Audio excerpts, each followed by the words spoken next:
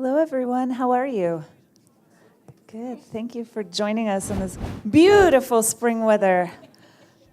It's such a pleasure to be here to talk about this book with Idra. A question that we had when we were walking here is, how many of you have read this book? All right, great. So I think a good place to start then is maybe tell us a little bit about the book, and then we'll get into what the book is talking about. I started this book about 4 years ago, and I think as happens with many books, is you end up writing the book that you can't find. So through experiences that I have had, through the experiences of friends and colleagues, I had seen this sort of dynamic play out where something happened that somebody who wasn't in a position of power knew was wrong, but that they didn't speak up out of a fear of retaliation. And I saw it happen at work. I saw it happen in high school. I saw it happen in college. Sometimes it was about, something that was about sexual assault, but often it was other things, just things that were just unethical. And because of the power differential, that somebody said, if I speak up, the only person who is going to have a consequence will be me, there's a sort of whistleblower. And and then you live with that silence. And so what was interesting to me was not, what was the sort of thing that the person had been silent about, but what is it like to live with the silence, to know that an injustice was done and that you did not say anything, and then you have to live with that silence, and often seeing the person who did this injustice continue to be rewarded by society. Like, what does that do to you and your relationship to others? So that was sort of the initiating sort of question of the novel when I started it. And the other thing that led to the novel is set in an unnamed island. And for the world of the island, I sort of pulled on a couple different things. I lived for a long time in Chile. I've also translated a lot of books, so I was pulling on things I knew about Cuba. I was pulling on things from the Dominican Republic, also from Puerto Rico, but I was also pulling on things from where I grew up in the Allegheny Mountains of Western Pennsylvania. It's sort of the end of Appalachia. It's called the Allegheny Mountains. And in Steubenville, Ohio, there was a football team and many football teams, but this particular football team had 3 players that had assaulted one of their fellow classmates. And the football coach lied on the stand to exonerate the players who had done the assault so that they would be able to play the rest of the football season. And I knew that world. I knew those players. I knew the coach. I knew everything how that would play out and how everyone would know and let it continue to happen, because where I grew up near Steubenville, Ohio, in that culture of the town, whose word would matter and whose word would not is pretty predictable. So in some ways, the book was a conglomerate of having seen these same patterns play out, both in the place where I grew up and in places where I've lived since then. The Allegheny Mountains, a little bit, it might be true, I think, of a lot of Midwest towns, are almost like islands, So the town where I grew up, hardly anybody leaves and hardly anybody comes. Although it's not surrounded by water, it's just sort of surrounded by cornfields and land that in some ways it almost functions like an island culture, and whose word is heard and whose word is not is very fixed. So, I think all of that contributed to my desire to put the novel happening in this sort of circumscribed world of an island. One of the things that's really interesting to me about the book is that in some ways you've really nailed the way that power is working in these dynamics, that we think about that dictatorships and oppressive governments or coaches work through this like strong arm tactic. But the reality is that what happens more often is that a whole culture cements around who we're going to support and who we're going to silence.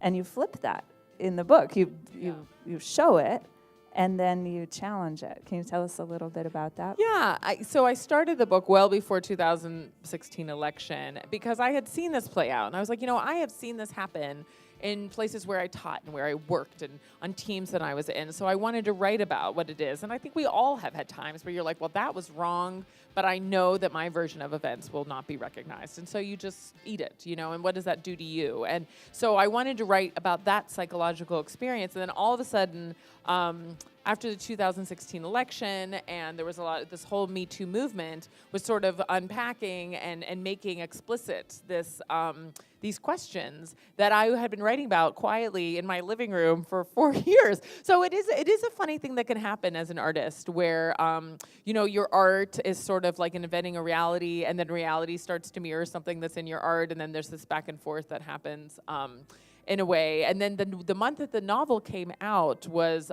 the month of the Kavanaugh trial. And that was just a complete coincidence. And so it happened that when I was doing the interviews about the book, and there's a senator in the novel, and he assaults his girlfriend. So it's more like, it's just inner partner violence in college. But he's a very popular leader of a political movement in college. And so the woman who is his girlfriend, who this happens to in his basement, nobody else sees it happen. And she knows that it's his version against hers, and so she just never tells anyone. And then she sees later on, as the novel progresses, that there is this woman who is working on his campaign, and instead of being a campus leader in his early 20s, he is now a very popular progressive senator on the island, and somebody who is working on his campaign is literally pushed and killed by a bus. So she is thrown under the bus, literally. And so she's thinking that often when people stand up for truth, it's not for themselves. That I even found statistics on this, that usually when people speak up, it's to save somebody else. And I think that definitely happened with the Kavanaugh, Dr. Christine Blasey Ford situation as it unfolded, is that she didn't speak up for herself. She had told her husband, she had told her therapist, but she had never made it public. The reason she spoke up is she says, what will this mean for everybody who's impacted by the decisions made by the Supreme Court? And so in a way, although I had written the novel years before any of that was playing out on national TV, was that this woman who had been living with this information for a really long time finally spoke up because she was worried what this woman's death might mean for other women in the country who work for him, because here it was, she was worried this was happening again and again, and nobody was daring to speak up about this very polished person he was in private and this violent person he was in private. So this sort of disconnect between his public persona and his private persona. So that was sort of what happened with the novel. It was really uncanny. I had never had anything like that happen, where I had written something and then such a similar situation. And I live in New York, so to see what was happening, there was our own politician who was doing legislation on strangulation, and then was revealed to have choked a number of his partners. So it just kept playing out, this thing that I had sort of invented. And when I started writing the first draft of the novel, I thought, is this too extreme? I don't know if anything like this would seem believable. And then suddenly everything that was on the news was like escalated to like maximum volume compared to what I had invented several years earlier. So that was grim in many ways. Do you think that, so you started writing the book, and then 2016 happens, which will be our shorthand for a sea change in politics. Though I'm not sure it is a sea change. Clearly you are noting and documenting that both here in the United States and in many places around the world, that there are these recurring dynamics that become familiar enough that we can talk about them in an unnamed place, and yet become so familiar to all of us.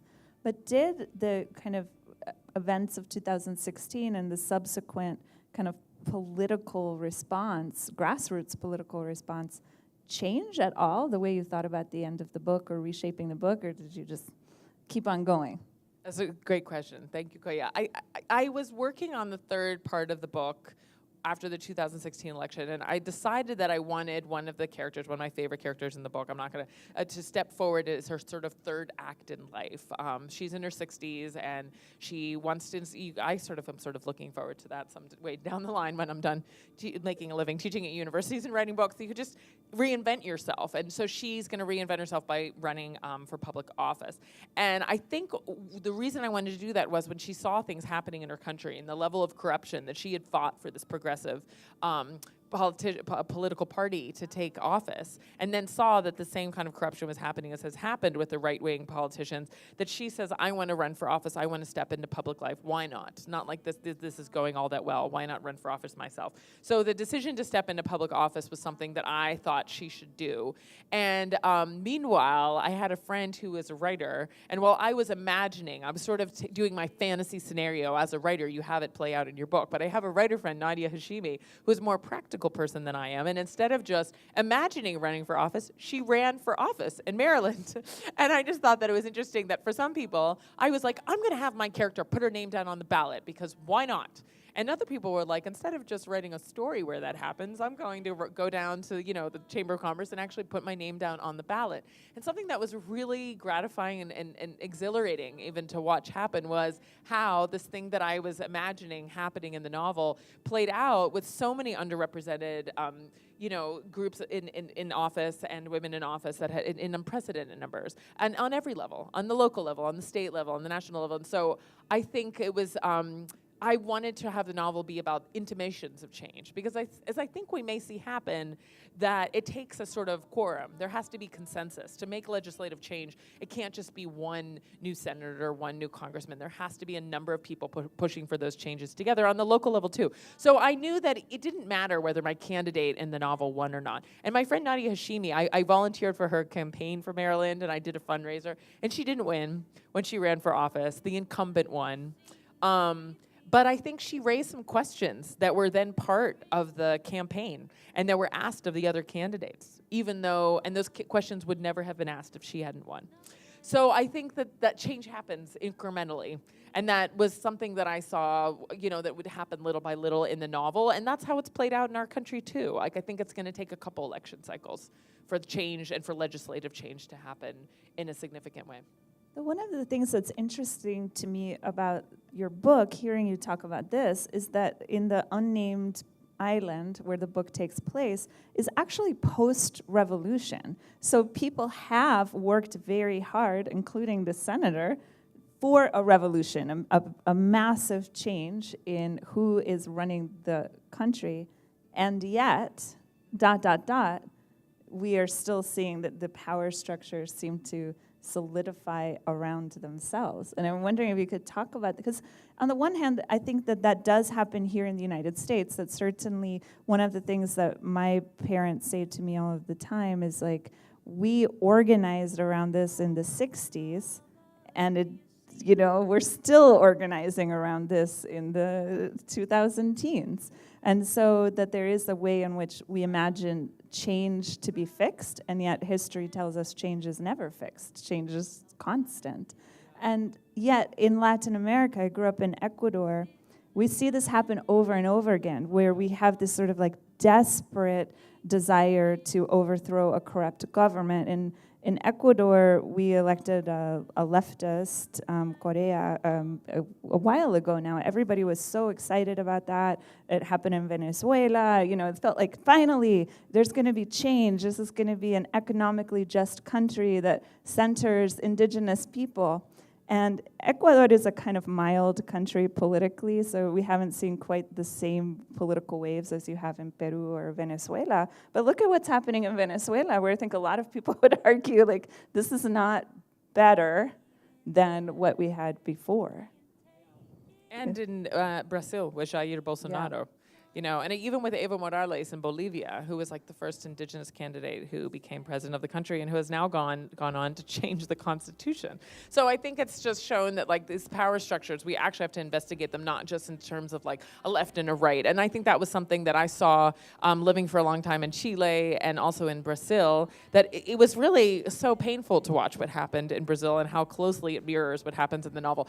So I think because of the month that the book came out and how the sort of Me Too movement coincided with some of the questions in the novel, but I was really most interested in seeing how the way we might justify one country the North, what it's called in the novel, which is basically the United States, intervenes in the sovereignty of a smaller, less powerful country, is similar to the way someone might justify someone in a position of power intervening in the sovereignty of somebody else's body. And I think that the way those things happen, like why someone may, intrude on somebody else's country is similar to the way someone might intrude on somebody else's decision-making about their own body and their own future. So I was interested in sort of the political body and then the physical body. And that's why it seems so important to talk about those two things at once. But here I think they've kind of gotten separated, or at least in the way that the book was was framed. And I do think it's very much about who gets pushed into silence, why they stay in silence, when you speak up. And, for in the novel, what I really wanted to show is that it can take a number of people, that you have to have friends, you have to have people who you feel like hear you and who are willing to stay by you, so that even if you speak up and there is retaliation, that you're not going into that alone. So that was something that what the novel was about, was like finding there's a journalist, there's friends, there's like a whole community that comes together, because otherwise it can be pretty devastating. No. I thought one of the things in the book too is that the consequence for kind of abuse of power unspools over time, and that you really have this long view on how these situations can play out. And in that sense, there was something that felt, not dated is not the right word, but you set the book a little bit earlier in the 2000s, and it felt to me like, okay, this is a story that can only happen pre-social media. Does this make sense? Because we're in a moment where we're trying to demand immediate consequences and immediate change, and change never works that way. Or it works that way as a Band-Aid. But I don't think lasting change happens that way. Yes, it is definitely. It's early aughts. It's sort of happening earlier. And there is some social media, because the book sort of moves across time. So the book moves from the island, and then a lot of it takes place in New York, and then it goes back to the island.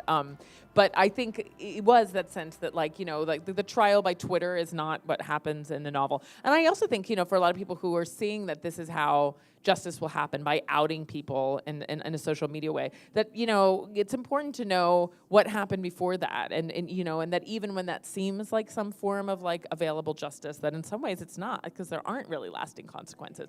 And then I think running for office and being part of civic change is slow and probably not as sexy or as exciting as, just blasting somebody on your Twitter account. But I think that's how lasting change happens, is that you run for office, or you take part in a campaign, and change happens little by little. It's probably boring the way change happens, but real change happens. I have a friend who wrote a book that was actually a finalist for the Pulitzer Prize this year, called In a Day's Work, by my friend Bernice Young. And in her book, she talks about domestic workers or cleaning workers or migrant laborers who work in California for lots of agricultural industries, and they have no recourse for assault because they're undocumented. And she says these are the most vulnerable workers in the country, and they truly have no recourse. And she says the only way that will change is that if the people who make the legislation are thinking about the victims and not protecting the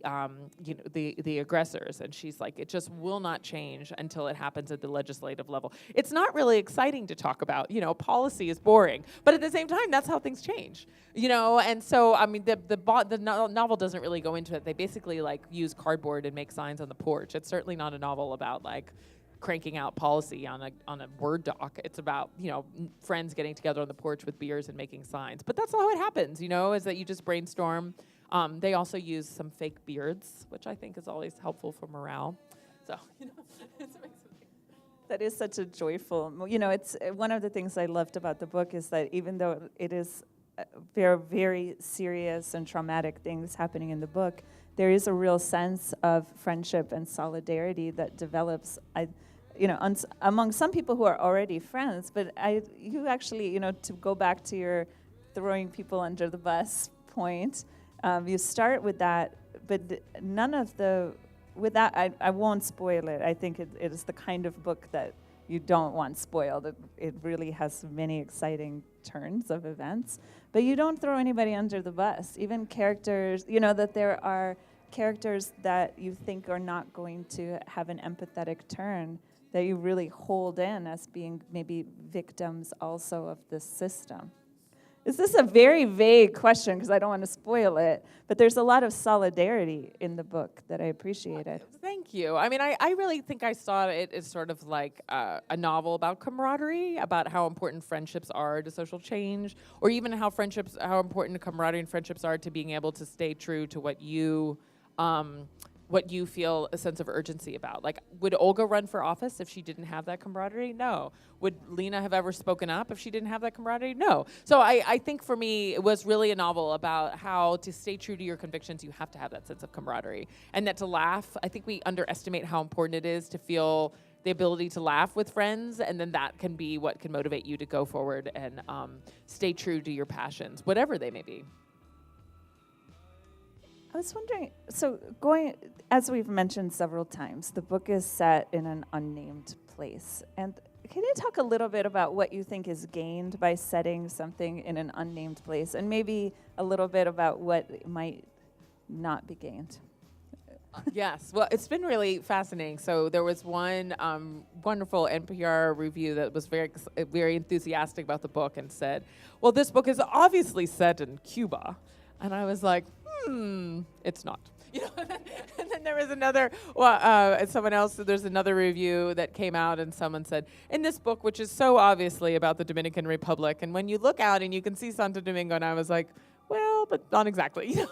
And so it's been really fun. And then I had a friend who looked at the novel, and she says, it reminded me so much about North and South Korea. And I was like, could be, but not what I had in mind. And so it's just been that I think something about the patterns of power in the book and the descriptions of sort of a city and then the sort of lost towns around it are true, I think, of Ohio as much as they may be true of, outside of Cuba and outside of Havana. And so it's one of the most fascinating things is almost like a Rorschach, when you look at the ink and people have very different reactions, to see what place people read into the book has been like, really fascinating. And one of I don't even know who it was, but there was somebody who did a post about it who was saying, I know the victors. Victor is the senator who keeps getting away with progressively more outrageous crimes, until, of course, he doesn't.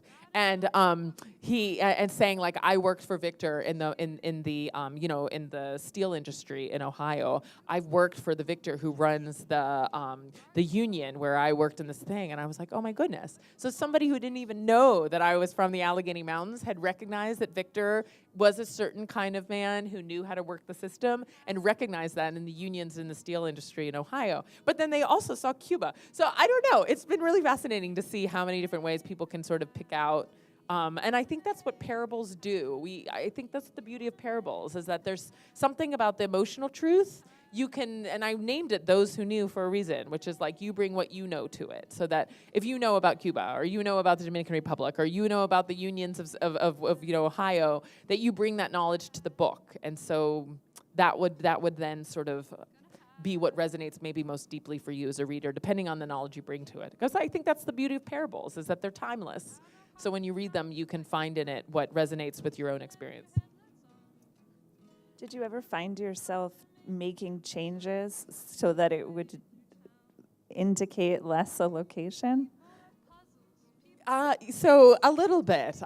I mean, I think the two countries that I was thinking about in terms of the role of the U.S. was in Chile, because I taught there right after with the transition to democracy, about 10 years after the Pinochet dictatorship. And I was there after 9/11, and it was really fascinating for me, having come from the North and teaching there, that on 9/11, school went on, classes went on. I had to go and teach, buses ran, life went on. And yet back in the country where I came from, in New York, where I had gone to college, everything came to this sort of absolute, profound, history-changing halt. And I think it was really impactful for me, as somebody from the United States, to have this event which was so huge. And I was calling to make sure my cousin who lived near the World Trade Center was okay, and finding out all these people in the city where I had lived for a long time. And then I was in this country where it was basically not a huge event, but the Pinochet dictatorship happened on September 11th.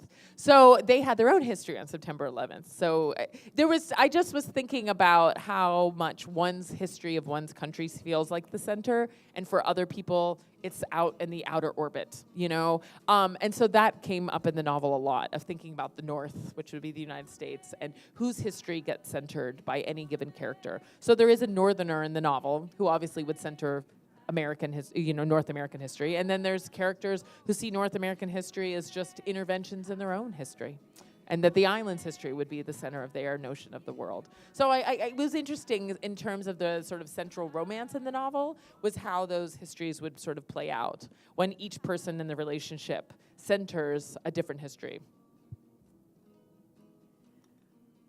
You're also a poet. And one of the things, that sounds so accusatory, you're also a poet. It's true, I confess.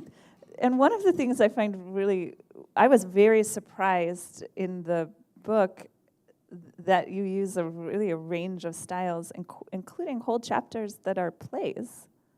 I was wondering if you could talk a little bit about how you're trying to pull in not just different voices in terms of history, but also different ways of expressing, or what is opened up by using one form of text versus another, and how you kind of put it together in the whole story.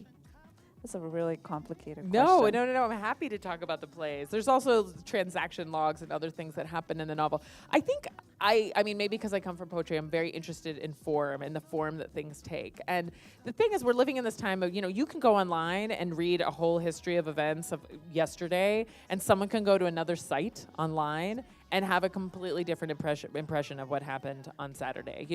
There's just a very different narratives. And I think we're living in this time of sort of narrative uncertainty, where people can find whatever narrative they want to find. And I wanted to write a novel that was about that uncertainty, and especially with the issue of who gets pushed into silence. Because you can never necessarily corroborate some person's version of events. When you look at the Brett Kavanaugh and the Christine Blasey Ford, there's no one who can corroborate definitively what exactly happened on that afternoon.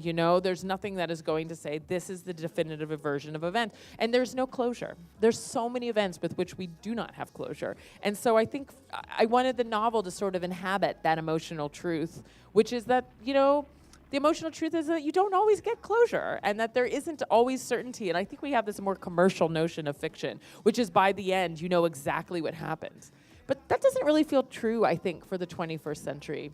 You don't always know exactly what happens. You may never know. What happened in the 2016 election with Russia? We may know, we may not know. The version of events we have today may completely not align with the version of events we have tomorrow. And so I wanted to write a novel that sort of was open to that lack of closure in between the characters. And so creating the plays and creating these other aspects in the book felt like a way that you see the characters each living out their version of events and what they hold from each other. I also had a really good time writing them.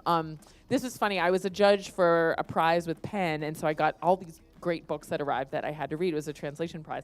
And I found that Cervantes, who wrote Don Quixote, also wrote plays. And in Cervantes' plays, he wrote them before he wrote Don Quixote.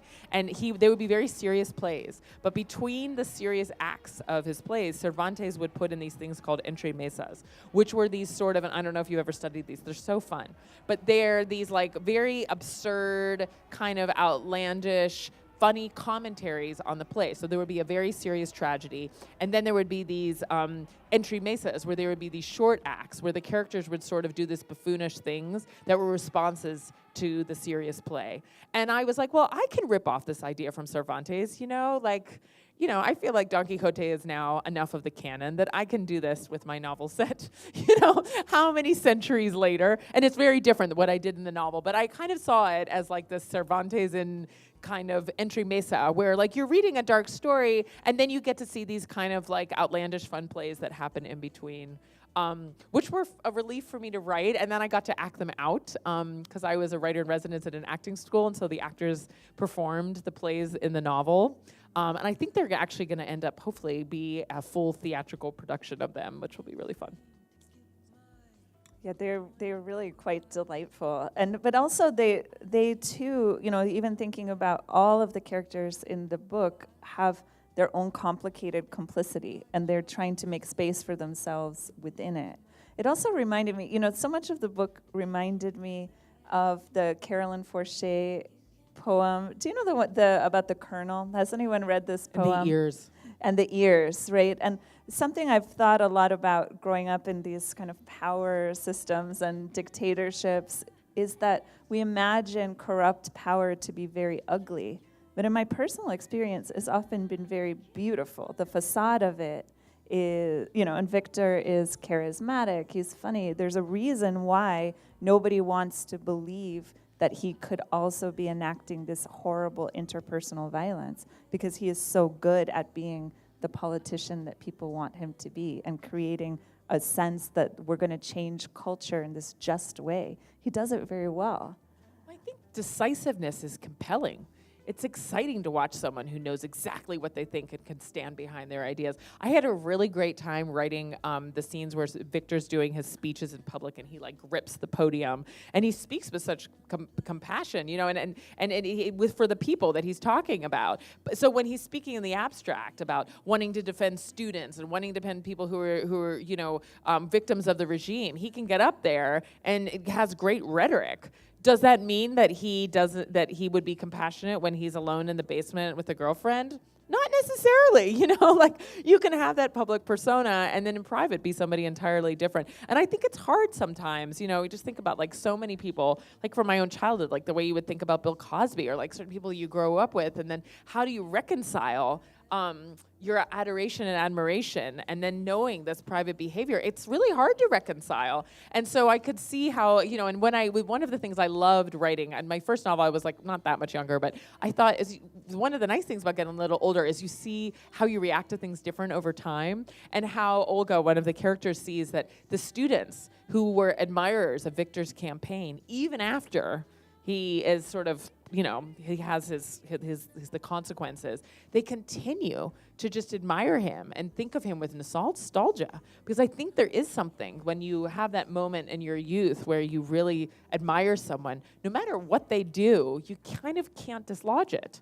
It just stays in there. It's it becomes part of your cellular makeup. So I had Olga, she runs this bookstore. These students just keep coming in and they just are nostalgic for this politician. And no matter what they hear about him, that admiration is just part of who they are. They just can't get rid of that nostalgia. And we've seen that in our country.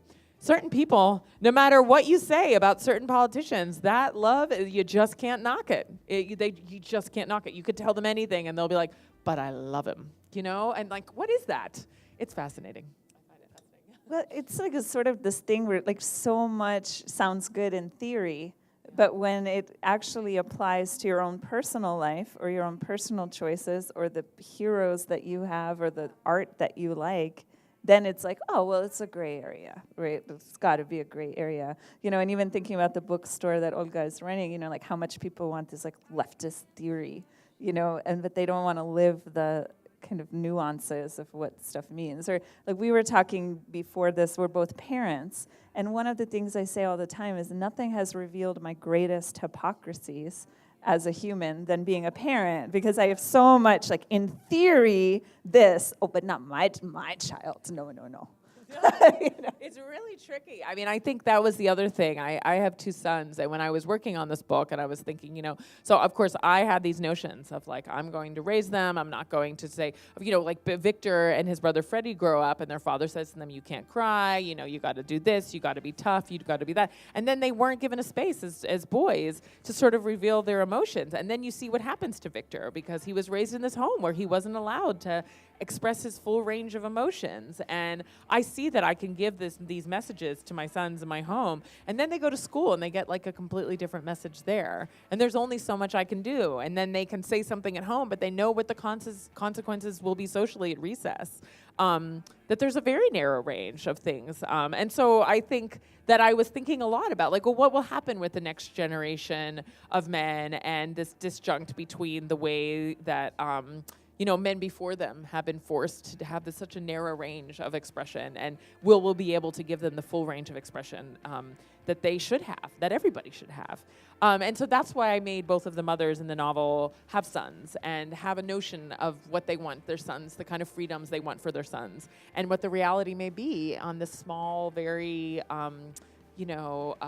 patriarchal island for their sons, the ways that they will be hemmed in by others, even if their own families don't want that for them. So I from the very first page of the novel, I knew that the novel was going to end with those two little boys, and whether they would be able to have a future that looks different from the men in their family before them. I mean, for me, that was what it was about. Yes, patriarchy and how we dismantle it, but I think it's going to really come down to, there's this great quote from Gloria Steinem where she says, the real question is not whether we have the bravery to raise our daughters as sons, but whether we'll have the bravery to raise our sons the way we raise our daughters. And I think that's it, And so I wanted to write these mothers who had the bravery to say, I want to have the kind of intimate conversations. I want to really know what you're feeling, the way they would have those conversations with a daughter. So that was something that I guess as a mother of sons, I was really thinking about through the whole book. You do leave it as a question, though. It's hopeful, but I didn't want to come across as sentimental because I don't really know what's going to happen. I really have no idea. It seems like we're at a crossroads.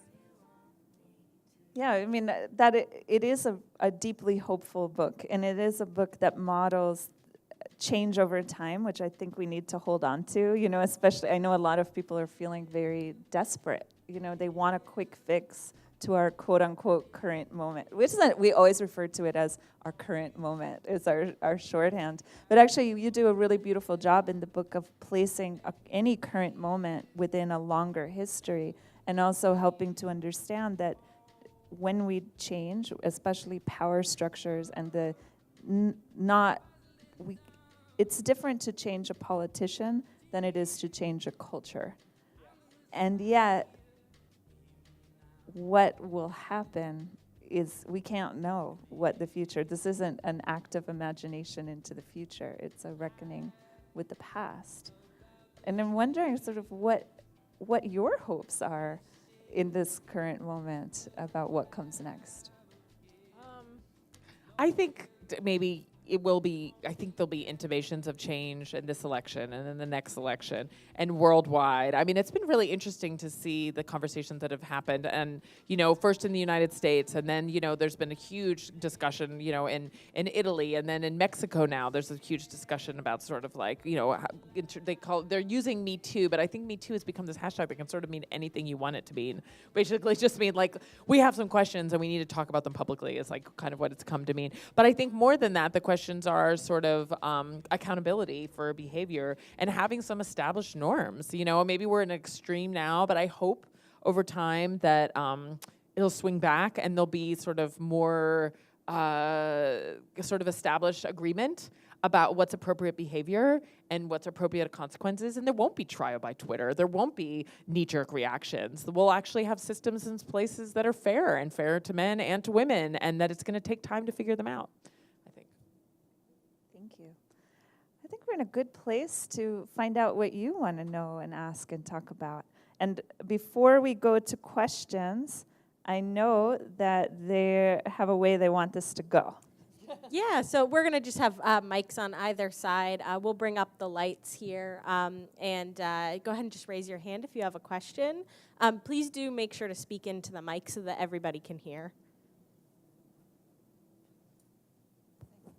At the beginning, you said that you had questions about the effects of complicity on somebody if they were silent or if they went forth. Did you do any research on it? Have you found out anything about that? And if so, what is the research showing?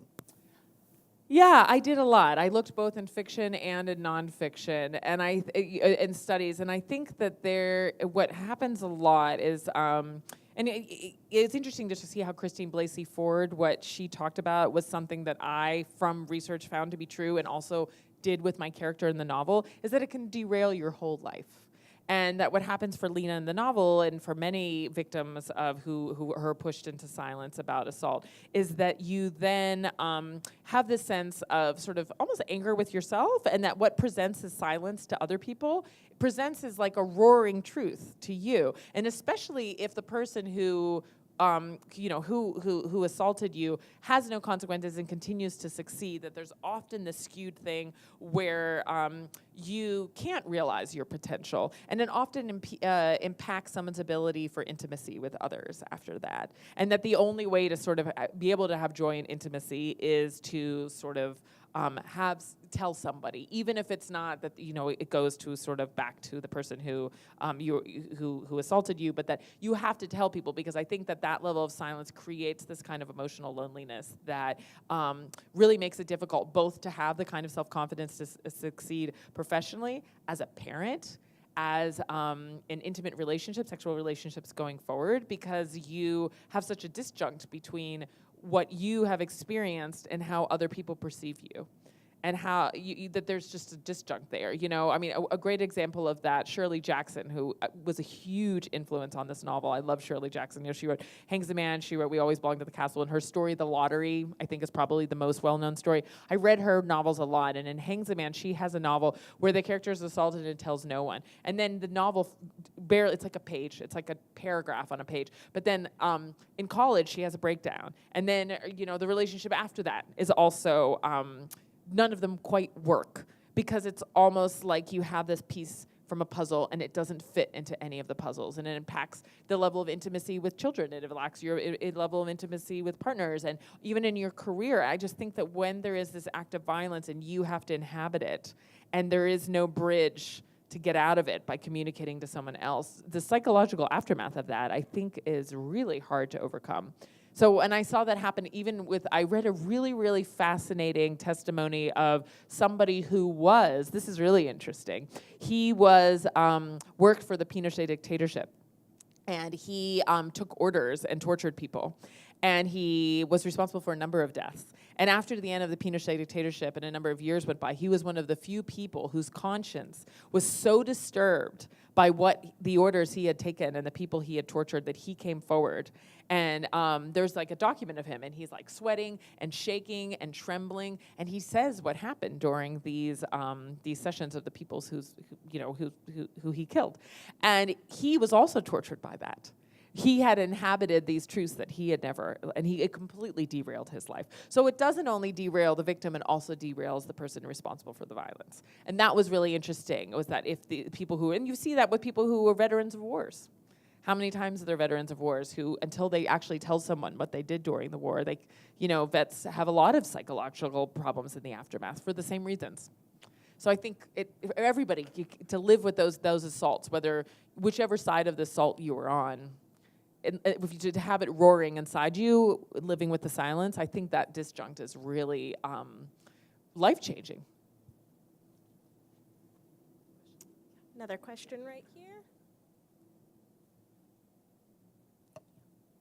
I'm not even sure how to ask this, except let me think through. Well, so if when Christine Blasey Ford finally came forth,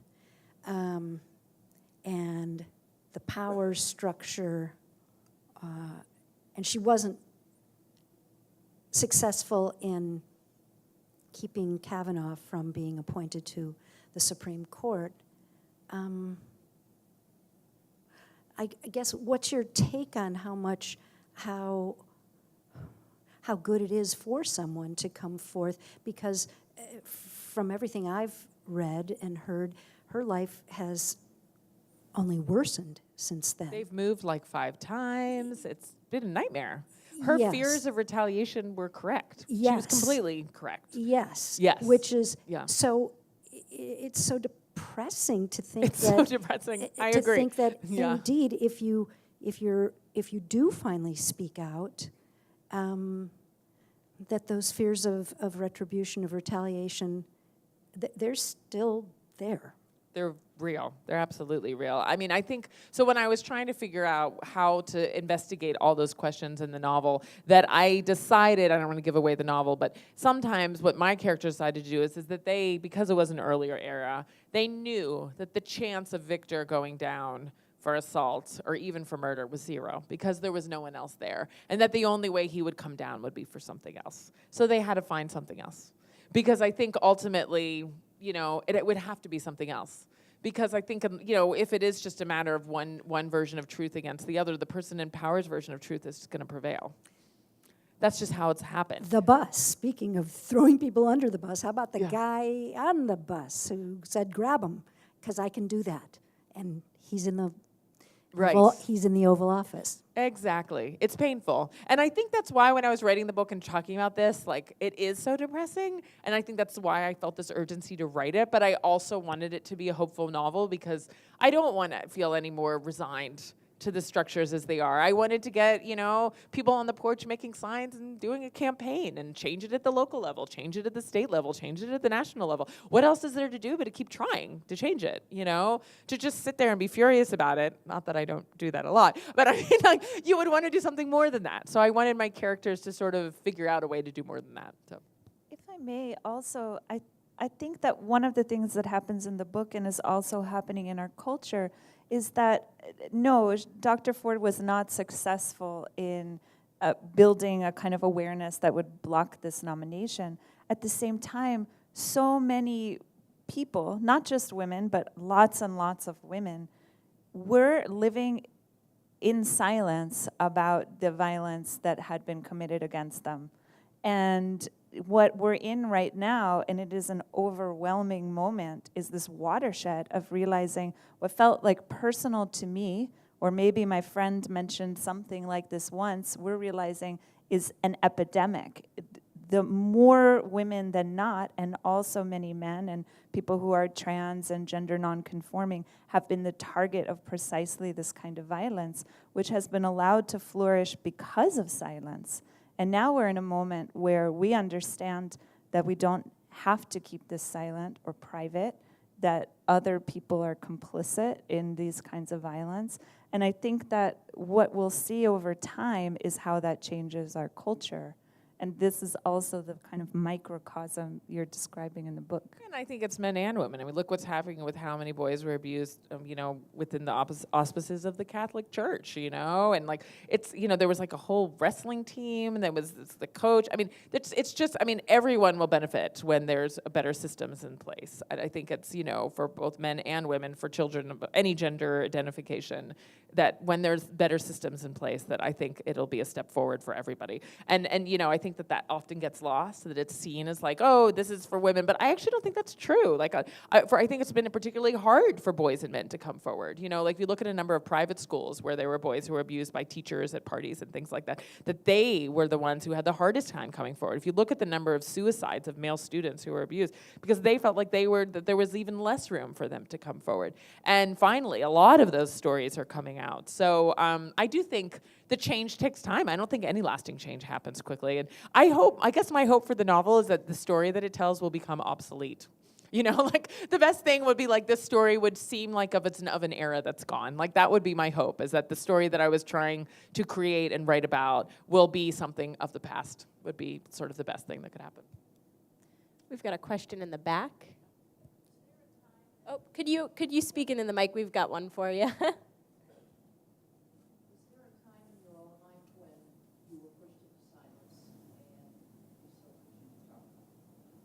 I think for this book, it wasn't so much about my individual experience. It was about how many people are pushed into silence. And so I think for the same reasons that I didn't want to set the book in Johnstown, where I grew up, in Steubenville, Ohio, or necessarily in one fixed place, was because I wanted to write this parable about how these power imbalances play out everywhere.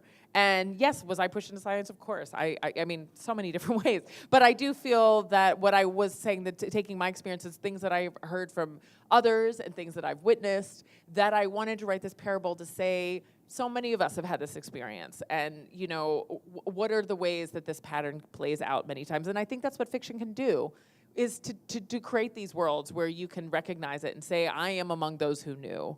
Both maybe as someone who is complicit. Like, there is that complicity. We're all been complicit in staying silent about things that we've seen happen to others. So I think that with the novel for me was not just about when I was pushed into silence, but when I knew someone else was pushed into silence and I was complicit, and even maybe encouraging somebody, well, don't speak up. Just to a friend recently, I was like, well, but if you say something, what will come of it? In the end, it'll be, only make you and your family more vulnerable if you say something. And she was like, knew that was true. And I was like, you will find some other way to get this justice, but I don't know if right now this very powerful person who had done this thing to her, it was more a professional thing, he's gonna get away with it. And she knew that was true. So, but I was like, there will be a time, and it's coming soon. Like, I think there's, so I have also been complicit in even pushing somebody else into silence because I felt like because I was just being truthful. I didn't think it was gonna play out the way it should. It just wasn't. But I do hope for her that, some other things could happen, come into place within the next year that might make a difference. I don't know. So yeah, it was really a conglomerate of being both complicit and also being able to identify with that experience of living with that roaring truth in you that presents as silence for other people. Is it dead? We'll get you a different mic. Thank you. This conversation about systems change is really interesting to me, how, it'll take a while. And it's helping me wrestle through something, excuse me, about power and people in power. Yes, they can use that power to do very bad things and keep it quiet. But they also can use their power for good things, right? Building hospitals and schools and charity work and all of that actually benefit a lot of people. So, how do you wrestle through that where this person's in power, but they're doing some good things and a lot of bad things too, but the whole arc of systems changes, you still gotta, go after the bad things they're doing because the system that they're in, you want to change that somehow. Well, that is exactly the sort of, we were talking about that beforehand with Victor, the senator in the novel, because he was a victim himself of the dictatorship. He has an uncle who was disappeared. So his family, his father lost his brother, right? So in a way, he can be a victim, but guess what? You can be a victim of political, crimes, and you can also be an aggressor. Like, you can be both. And he also does a great movement where he's trying to get more funding for poor students to be able to go to the university. And he, with his great charisma, has been the most effective senator for championing the students' rights. So all these students seize onto this thing that he has done, which is a public good. And he's been tenacious, and he's fought for them and fought for them and fought for them. And at the same time, privately, he's doing these terrible things, And if you look at Anthony Weiner and you look at another, Eric Schneiderman. Eric Schneiderman did a lot of great things in New York State, And I think that was why so many people, he was such an advocate for women's issues in particular. It was a really effective advocate. And then all of a sudden, his own private abuses came out, and it's really bewildering. How do you hold those two things at once? His public record as a politician, Eric Schneiderman's record publicly was pretty great, and inspiring. And then and then the private behavior, and it's pretty bewildering. And I think often that's why it just goes on because it's so hard to reconcile. And then we can start a book club. Thank you so much for coming. Let's give each other a round of applause. Thank you very much for coming. Thank you, Koya.